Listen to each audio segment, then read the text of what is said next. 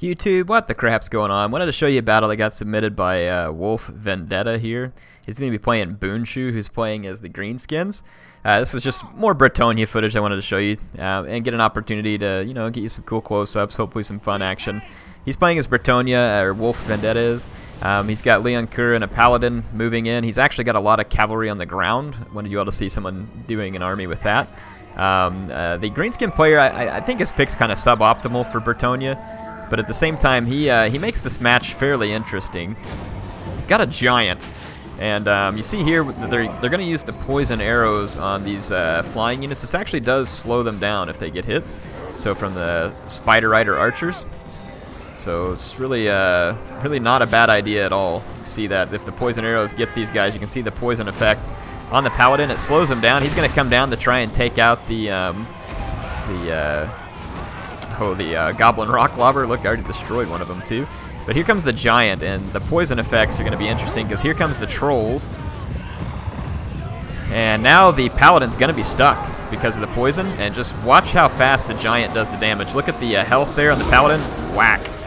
Yeah, one hit, and this thing's already routing because it came in too early. And there's the bad morning breath. And yeah, the Paladin's going to be a goner here. He's toast. Now, Leon Kerr, on the other hand, since he causes terror, he's charged into some Gobos over here. And sorry for those of you who love goblins like Mr. Gobbo Super Magic, but goblins do not love King Leon Kerr. Maybe it's because they fear being snatched up as prey by his hippogriff. Yeah, the Paladin here got shreked by the Giant. Now, the Giant, though, is going to be in extreme danger because these bowmen back here for Bretonnia are very good. There were Goblin Wolf Riders on the field early. They're still, or actually they're gone. They got hit by this unit of Grail Knights. If they would have stayed away from this Grail Knight with their speed, I actually feel like that the Giant, in conjunction with some Wolf Riders who can get to the archers while the infantry gets in a fight, and then you bring the Giant in towards the end, could actually be very useful versus Bretonnia. And I say that because he causes massive armor-piercing damage versus big units like Leon Kerr. His leadership's not that good. It is true that Bretonnia has a ton of anti-large infantry, but if they're, if you're supporting with, I don't know if Trolls are a great support unit per se, but if you're supporting with units like these Savage Orcs and other infantry, there's Black Orcs, which again I believe are an overkill pick for Greenskins. But I mean, it makes me wonder if the Giant could ever be used successfully against Bretonnia.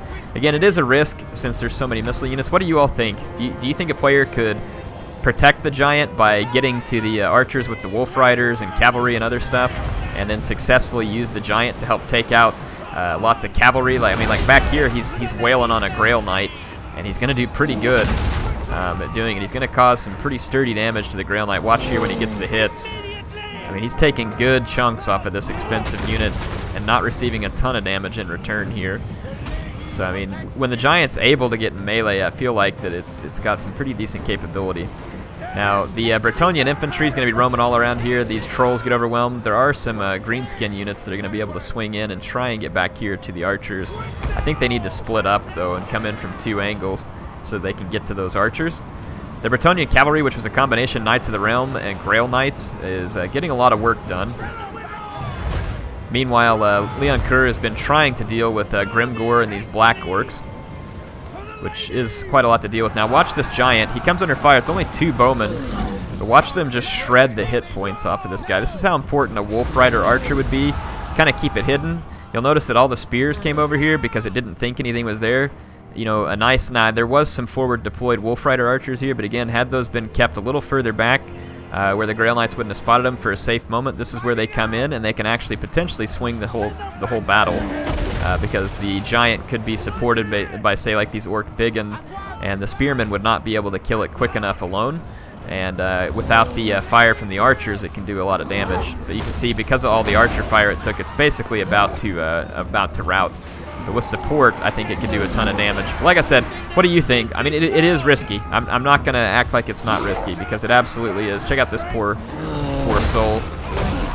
Getting swatted around. Lost his head. Got some Black Orcs here wailing away at these Spearmen. Obviously, Black Orcs will easily best the Spearmen. Back here, Leon Kerr helping to get rid of the remaining Boar Biggins and Trolls. And then the Giant's going to be finished off by the archers. We'll watch that right here. The Giant had 1,200 hit points left when these archers started firing right here, and just watch how quickly they bring it down. It's pretty incredible. Just 2 archers, and these peasant archers really don't have any armor piercing. It's because the Giant doesn't really have any armor. They're just extremely vulnerable to missiles, so you would have to deal with the Bretonnian archers. But I feel like with a good combination of units, you would probably be able to do that. Here comes Leon Kerr. Going to be attacking Ironhide. Now, if Leon Kerr just stayed in combat with Grimgor without like cycle charging or anything, I'm pretty sure Grimgor would win. But Grimgor's outnumbered here, and he's getting hit by a charging and then recharging King Leon Kerr, and he's not going to be able to take that. His black orcs are routing. Shameful display, huh, Grimgor? Yeah, here comes Leon Kerr pouncing in again. Leon Kerr is a really good leader. In my opinion, he's one of the best generals in the game. He's got regeneration. He's got a flying monster that's pretty sturdy because of that regeneration. He's one of the legendary lords that typically a lot of people would be like, I don't know if you could bring him because he doesn't have a healing potion, but his regeneration kind of makes up for it. Yeah, you can't use it all at once, but it lets you get in, take some damage, and still be able to heal it. Now, some people were asking me, like, what kind of counters the Greenskins have. I mean, there was one person in particular that made a comment, like, yeah, well, what kind of counters do the Greenskins have to the Flying Death Squad? I thought I talked about it a little bit in the battle yesterday, but we can talk about it again. I actually feel like the Greenskins can resist the Flying Goon Squad pretty well. Like I said, Orc War Boss is a good hero to pick. Don't put him on the Wyvern, ever. You don't want him up in the air against Bretonnia. Put him on the War Boar, and make sure he has the Potion of Foolhardiness and the Potion of Toughness. You use both of these together when you're going to use the Potion of Toughness. You use the Potion of Foolhardiness. You have to watch his leadership very closely because Leon Kerr can scare this guy off of the battlefield. He has encourage and all this other stuff. He is not immune to psychology. You want this guy though because he has the Wa ability. He has this one that boosts leadership. Very useful. Good price for the War Boss, what you're going to get there. Always, in my opinion, be bringing these Goblin Big Bosses on a Spider because they cause poison damage. You can leave their ability on them or you can take it off. It saves you 80 gold. It's not really a big deal. It just makes them a little bit faster.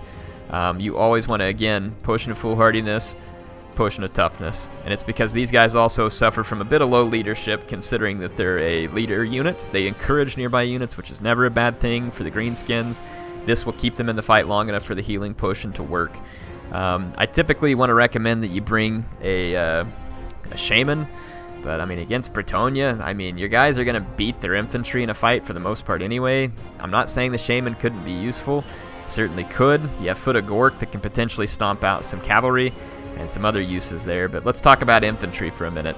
Savage Orcs are the way to go. These guys are vulnerable to arrows, but it allows you to bring also Orc Biggins, and then again you need a couple of Boar Biggins.